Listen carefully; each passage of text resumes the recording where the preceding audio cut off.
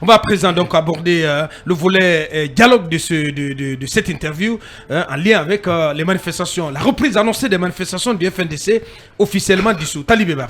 Monsieur le ministre, est-ce que vous avez l'impression d'avoir été compris quand vous avez dit et réitéré que le dialogue était derrière nous? Parce qu'il y a eu beaucoup d'interprétations. Ouais. Revenez sur ces propos pour que plus définitivement les gens soient fixés sur ce que vous entendez par le dialogue. Parce qu'on a notre collègue Diarra Girassi qui estime que vos propos ont été sortis de leur contexte. Qui ça? Diarra. Non, c'est pas ça. Bon, après, moi, je suis responsable de ce que je dis, pas de la compréhension des autres. Ce que j'ai dit est clair. Il y a eu un dialogue en Guinée avec les acteurs politiques guinéens, avec la CEDEAO. En l'absence des acteurs politiques majeurs. Non, personne n'était... Mais si, monsieur le ministre. Attendez. Personne n'était absent. En tout cas, du fait de l'interdiction par l'État. Les gens ont choisi de leur droit. Maintenant, le président de la transition avait pris un acte pour fixer la durée de la transition à 36 mois. La CEDEAO est venue et a apporté des corrections, a réajusté les choses et pour finalement demander à ce que cette transition ne dépasse pas 24 mois. Ça veut dire que la durée de 24 mois, c'est une coproduction entre les autorités guinéennes et celles de la CEDEAO, qui fixe donc un calendrier régulier à retour à l'ordre constitutionnel. Et le contenu. Et donc, pour moi, ce dialogue, pour tout le monde, il est derrière nous. On ne reviendra plus. Le dialogue sur la durée et le contenu de la transition. C'est tout. Ça, c'est derrière nous. Maintenant, dans un pays, il y a du dialogue permanent. Sur d'autres sujets, dans d'autres contextes, on dialoguera. Oui, mais justement, monsieur le ministre, c'est là où ça coince. Lorsque vous du gouvernement, vous en tant que porte-parole du gouvernement, à sa tête, Dr Bernard Goumou, coordinateur justement de ce cadre de dialogue, lorsque vous affirmez que le dialogue sur la durée et l'agenda de la transition, que ce dialogue est derrière nous, c'est là où ça coince. Parce que les acteurs qui étaient absents, notamment qui revendiquent 95% au moins de l'électorat guinéen, si on se réfère aux derniers chiffres, aux dernières élections, ces acteurs estiment qu'il est important de se rasseoir ou de s'asseoir pour discuter justement, pas forcément de la durée, mais du contenu. Comment ce contenu va être mis en œuvre. Ils peuvent toujours penser ce qu'ils veulent. Ça, c'est de la liberté de chacun de penser ce qu'il veut. Ils peuvent revendiquer 100% de la population guinéenne, c'est leur droit. C'est que je dis simplement, à partir du moment où des acteurs guinéens, la CEDEAO, ont acté quelque chose, s'ils veulent ramener ça en arrière, ça peut même remettre en cause la transition. Ça n'a aucun sens. Non, je vais vous dire, ça n'a aucun sens. Et c'est même une insulte aux Guinéens que des acteurs politiques disent, parce que je ne suis pas là, mon parti politique ne peut pas participer au dialogue.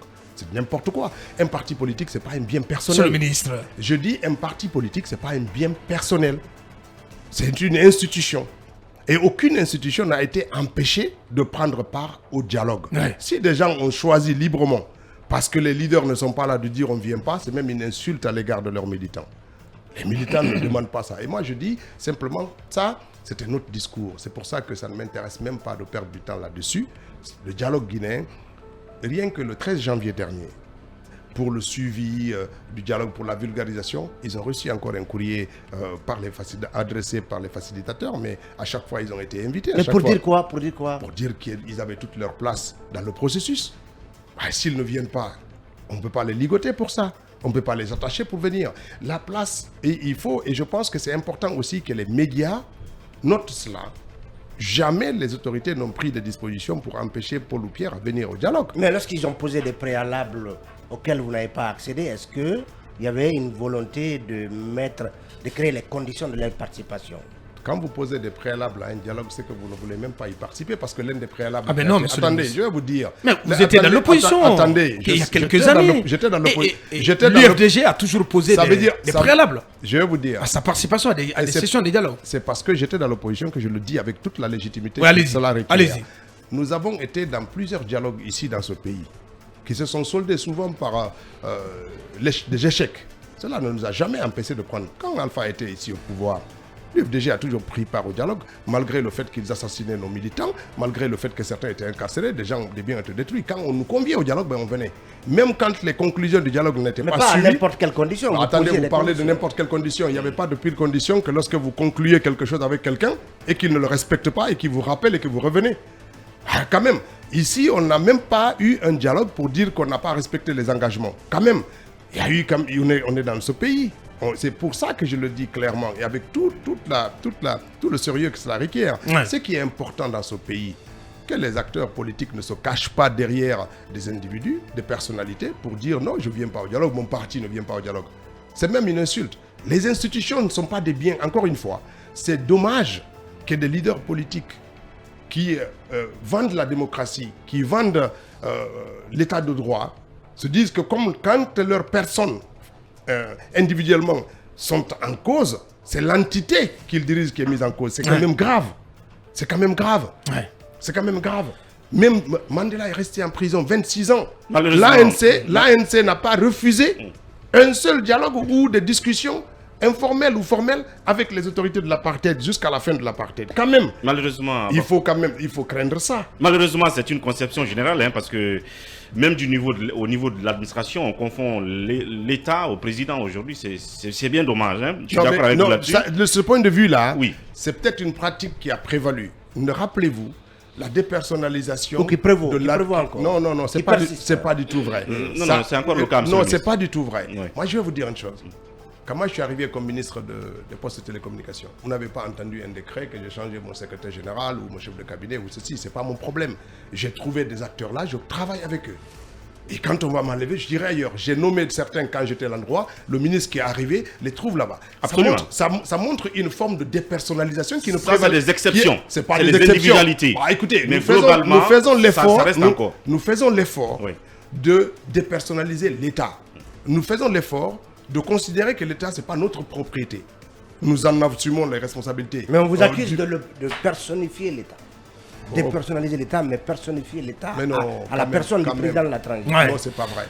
Moi, j'ai vu une sortie de Badikoba hier dans la presse qui dit qui s'étonne de voir les affiches, les effigies du colonel partout à Conakry. C'est quelque chose qui l'embête très sérieusement. Il y en a qui n'aimeraient même pas voir le président ou qu'on parle de lui. Mais c'est leur conception du pouvoir qui est comme ça, ce n'est pas la société. Vous allez dans n'importe quelle démocratie entre guillemets consacrée comme aujourd'hui, quand il y a un changement de pouvoir par les voies les plus démocratiques du monde, vous voyez les portraits partout du nouveau chef de l'État. Et même ça, c'est comme ça. Et en quoi ça, c'est une personnification. Le coup d'État date bien. Allez-y, Manu. Mais quand je parle de ça, vous parlez de coup d'État dans une démocratie, mais on n'était pas en démocratie. N'insultez pas les Guinéens. Bien, si Manu, vous étiez en démocratie, vous auriez eu le droit de dire oui, on est en démocratie, il y a un coup d'État et tout. Non, mais on n'était pas en démocratie. Quand même. On y est maintenant? Non, on concourt à y aller. On est en train de travailler pour aller en démocratie. Monsieur le ministre, on va poursuivre avec notamment la question liée à cet appel à manifestation lancé justement par le FNDC officiellement dissous, qui prévoit de descendre dans la rue, je pense, le 16 février prochain, au niveau du gouvernement. Est-ce qu'on apporte une oreille attentive à ces revendications, parce que ce FNDC embarque aussi les revendications des acteurs politiques qui continuent de réclamer un dialogue inclusif? Moi, je vous respecte beaucoup, mais franchement, je ne vais pas commenter des conneries. Très sincèrement. C'est quoi des conneries? Des manifestations? Attendez. Comment est-ce possible? Je ne commente pas des conneries comme ça. Après, ils disent ce qu'ils veulent, ça ne m'intéresse pas. Très sincèrement. Très sincèrement. C'est quoi les conneries? C'est le FNDC ou l'appel à la manifestation? Vous le mettez comme vous voulez. Moi, ça ne m'intéresse pas de commenter ça. Ils n'ont qu'à dire demain. Vous avez appartenu au FNDC? Attendez, j'en étais membre fondateur. Il est dissous depuis. Oui. Depuis, on a quitté, alors. Et alors? Oui, mais c'est un état d'esprit. Oui, et alors, le parlez d'un état d'esprit. Vous-même, vous avez utilisé cette expression, monsieur le ministre. Écoutez-moi. Vous avez utilisé vous étiez d'accord, au moins ne serait-ce qu'une fois. Avez-vous utilisé ne serait-ce qu'une fois l'expression FNDC, état d'esprit ou pas? Je vais vous dire une chose. J'ai appartenu à une organisation qui a existé en toute responsabilité dans ce pays-là, qui menait un combat réel et était ici sur le terrain. Nous étions là. Moi, je n'ai pas pris l'avion pour aller m'asseoir à Dingirai ou à Djerekore ou à Gawal pour raconter ce que je veux. Moi, je suis là. Moi, écoutez-moi. Je dis, je ne commente pas des conneries. Peu importe après, c'est lui qui la porte. Laissez tomber ce sujet. Ça ne m'intéresse pas. Les gens donc à dire ce qu'ils veulent. Mais le 16 février, vous allez déployer la police, vous allez déployer la gendarmerie. Effectivement. Vous serez sur le qui-vive. Ce ne sont pas des conneries, ça. Ça sera du réel. On sert tous dans des bunkers, cachés sous la paille là-bas, apeurés, et voilà. Bon, vous laissez que vous voulez savoir. Mais non. Mais lorsque le FNDC, quoique dissous, appelle à manifester, l'État prend des dispositions ou pas? Et ça coûte à l'État. Le président va nous distribuer chacun un gilet pare-balles, on va se cacher partout, dans des bunkers, et puis voilà. Allez-y, Akouma. Plus que 5 minutes avant de clore cette interview. Cabinet, on revient sur la question du dialogue. Alors, monsieur le ministre, tout comme la CEDEAO qui demandait en décembre de tenir un dialogue incluant tous les acteurs sans exception, l'ambassadeur des États-Unis a dit que des dialogues sont nécessaires. D'autres dialogues sont plutôt nécessaires et le docteur Dansa Kourouma président est allé dans le même sens. Est allé dans le même sens. Est-ce que ça ne vient pas à contrario? Non, pas du tout. Les dialogues sont nécessaires. Les dialogues sont nécessaires. Personne ne peut dire. La prochaine session, c'est pour quand? De quoi? Des travaux de cadre de dialogue. Mais non, mais. Je dis encore une fois, le cadre de dialogue, c'était pour trouver un consensus sur le calendrier et le contenu. Vous voulez la première session ou le cadre de dialogue? Attendez. Sur le sujet. C'est ce qui est inquiétant. C'est les sessions. Parce qu'à vous entendre, le cadre de dialogue, il est fermé. Il est fermé. Il n'est pas à vous fermé. Entendre. Chaque fois qu'un sujet viendra sur la table qui nécessite qu'il y ait un dialogue, il y aura un dialogue. Et peut-être ça nécessitera un autre cadre ou l'amélioration du cadre d'exemple ou dans le cadre là. Les dialogues dans un pays, c'est permanent. Il y a plusieurs lieux pour le faire. Non, je dis simplement, quand l'ambassadeur des États-Unis dit que le dialogue, d'autres dialogues sont nécessaires, ou le président Dansa dit qu'il faut faire l'effort de... Mais c'est normal. D'autres dialogues sont nécessaires dans le pays. Ce que nous sommes en train de dire, vous êtes en train de mettre en parallèle deux affirmations. J'ai dit, et je le maintiens, le dialogue qui consistait à fixer le contenu et la durée de la transition est acté par les Guinéens et par la CEDEAO. Après, rien ne peut vous faire revenir bien sûr, là-dessus. Attendez, bien sûr. Ça veut dire que vous ne rediscuterez plus, par exemple, de la question de l'OGE, l'organe de gestion des élections? Mais non. Mais non, c'est pour ça que je dis, faites l'effort vous aussi de comprendre. Oui, on vous amène justement à aider les gens à comprendre. Non, mais parce que vous n'aidez pas les gens à comprendre. Non, vous êtes la parole et en vous posant la question de la façon, monsieur le ministre. Non, je vous dis simplement ceci. Est-ce que les Guinéens doivent continuer à dialoguer? Oui, sur d'autres sujets, d'autres contextes. Même, je vais vous dire, moi je vous dis tout de suite, oui, le dialogue il est acté avec la CEDEAO parce que le résultat là, ce n'est pas un résultat du gouvernement guinéen, c'est un résultat de la CEDEAO d'une certaine manière, parce que c'est eux qui sont venus avec leurs experts pour réajuster ce que nous avions prévu et proposer ça. Ce calendrier et son contenu, c'est du calendrier et du contenu de la CEDEAO. C'est pas seulement dans la durée. Attendez, dans la durée. Ouais. Et le contenu, exactement. Là, ils sont venus, c'est eux qui sont venus réajuster. Ce que je veux dire simplement par là, demain, une situation extraordinaire peut se produire qui remette en cause tout ça. Par exemple, imaginez qu'on subisse une catastrophe naturelle dans ce pays qui empêche le pays de fonctionner pendant 2, 3, 4 mois. Comment on fait? On ne souhaite pas. Bah oui, mais en ce moment, mais je ne sais pas. Je ne suis pas en train de dire que je le souhaite. Je suis en train de dire que les circonstances actuelles, dans le contexte actuel, font que le dialogue sur le contenu et la durée, ça c'est clos, c'est derrière nous. Maintenant, le dialogue on est dans la mise en œuvre. On est dans la mise en œuvre et le dialogue est permanent dans un pays. Justement. Dernière question. Bien sûr, quand la question de la Constitution va s'ouvrir, mais il y aura un dialogue dessus.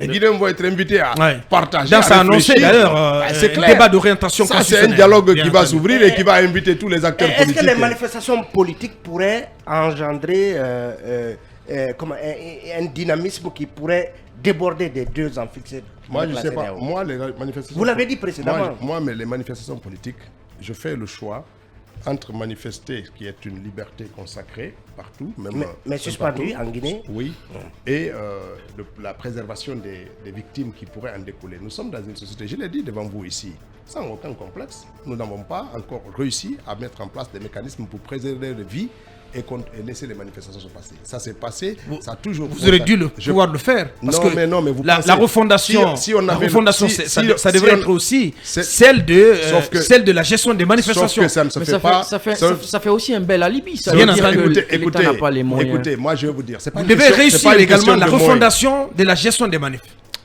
On doit la réussir. Bien sûr. Pour l'instant, c'est pas la réussite. Mais vous ne vous y essayez pas. Non, mais attendez, vous voulez quoi? Il y a eu 2-3 manifestations et chaque fois, on a compté les morts.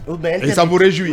Mais oui, mais peu importe. Mais parce que, les agents des forces de sécurité continuent de tuer à balles réelles. Malheureusement, c'est arrivé. Et malheureusement, même s'ils ont été identifiés et arrêtés, c'est dommage pour les victimes quand même. Même si demain, il y a une victime et qu'on peut identifier l'auteur, l'arrêter, le juger, le condamner, c'est une perte pour le pays. Quelle que soit l'issue, s'il y a une victime, même si on arrête la personne sur le champ, c'est une perte. C'est très grave. Ouais. C'est très grave. Donc aujourd'hui, on a fait le choix de suspendre les manifestations en attendant. Et puis c'est tout. Ben, je ne vois pas qu'est-ce que ça dérange. Mais on manifeste. Qu'est-ce que vous faites justement pour arriver au terme de cette interview? Qu'est-ce que vous faites pour trouver des solutions justement pour que dorénavant des manifestations se tiennent et qu'elles soient tout simplement encadrées? Je sais pas si les manifestations excitent les gens dans ce studio, mais venons déjà autour de la table, essayons de parler en toute responsabilité. Mais on a l'impression que vous ne faites pas assez d'efforts pour que justement tout le monde vienne la partie restée sur le bas-côté vienne. C'est très compliqué à la fin du conseil. Dernière question avec vous, Mamadou. Sur le bas-côté, on le risque de voir les autres partir. Mais c'est un choix. La dernière question en fait. Dernière question. J'ai l'impression qu'on a la même conception de compromis dynamique. Si on s'entend là-dessus, c'est que il y a eu un cadre de négociation et chacun a lâché du lest. On est arrivé justement au résultat donc de l'accord et c'est ce en quoi consiste le compromis dynamique. Ce qui ne veut pas dire que ça doit changer au point que la transition déborde. Ça ne sous-entend pas, excuse-moi, Ouri, l'élasticité. Pour moi, ça ne sous-entend pas l'élasticité. Ça sous-entend. Non, on ne parle pas de l'élasticité. C'est-à-dire qu'aujourd'hui, nous évitons toute perturbation qui peut nous amener à trouver même un prétexte pour dire déborder. Que la transition ne va pas s'achever au bout de 2 ans. Alors, nous voulons mettre en œuvre les engagements qui sont contenus dans cet accord pour que dans 2 ans, on puisse tourner le dos à cette transition. En parlant de mise en œuvre. Et ça, je pense que personne ne dira que ce n'est pas nécessaire ou que ce n'est pas quelque chose d'important. Il faut que les Guinéens aussi apprennent. Très rapidement. C'est là où il y a ma question. La mise en œuvre du contenu de l'accord. Est-ce que, parce que le comité de suivi de la mise en œuvre n'est pas encore mise en place, est-ce qu'il sera question de faire de la place justement à ceux qui n'ont pas pris part au cadre de dialogue dans le comité de suivi? Je parle du Quatuor, l'UFDG et tous les autres. Seront-ils appelés à venir siéger dans le comité de suivi? Non seulement il y a eu un courrier qui leur a été adressé le 13 janvier dans ce sens, mais même s'ils ne venaient pas dans ce cadre, dans ce comité de suivi, mais ce sont des observateurs attitrés et qui doivent observer aussi la situation et le déroulement de la transition pour alerter. C'est leur rôle aussi, qu'ils soient ou non dans un comité. Bien. Vous êtes là, vous êtes des journalistes, vous êtes aussi c'est la déclaration des biens. Est-ce que à date vous les avez fait? Mais non. C'est pas fait. Mais non, on les a pas fait. Et alors? Parce qu'il y a pas fait. Non, mais vous ne pouvez pas vous permettre. Moi, je vais vous dire. En disant et alors, monsieur le ministre. Je vous dis c'est très grave. Vos propos sont graves, je vous dis et alors. Alors. Je vous dis et alors. Alors qu'on vous prête des acquisitions immobilières ici en Guinée, à l'extérieur du pays, monsieur le ministre. Ah bon, aux membres du gouvernement, aux membres du CNRD. Écoutez. J'ai dit on vous prête. Je vais vous dire. Peut-être que vous ne savez pas, mais je suis propriétaire depuis 1995 d'une maison en France. Parce que je vivais là. Je suis propriétaire de ma maison. Mais vous ne l'avez pas déclaré. Mais peut-être que vous, non. Je n'ai pas déclaré. Mais peut-être que... Attendez. Pas déclaré. Non, vous ne savez pas. Rassurez-vous que je ne suis pas locataire à Conakry. Vous avez des biens à Gawal. On le sait tous, mais vous n'avez pas déclaré. Je ne suis pas locataire non plus à Gawal. Je ne suis pas locataire à Conakry. Oui, mais vous n'avez pas déclaré. Locataire non plus en France. Ce que je dis simplement, on ne l'a pas fait. Il y a des raisons pour ça. Ça a été dit et redit, mais comme vous aimez... Le vide juridique. Vous aimez toujours... Vous invoquez un mot sur Dr Fodé Oussoufou-Fofana. Il a été empêché de partir se soigner de l'œil. Il souffre quand même de glaucome à un stade grave. C'est un problème de santé quand même, docteur Ousmane. C'est un problème de santé quand même. C'est votre ancien collègue. Je lui souhaite prompt rétablissement, c'est tout.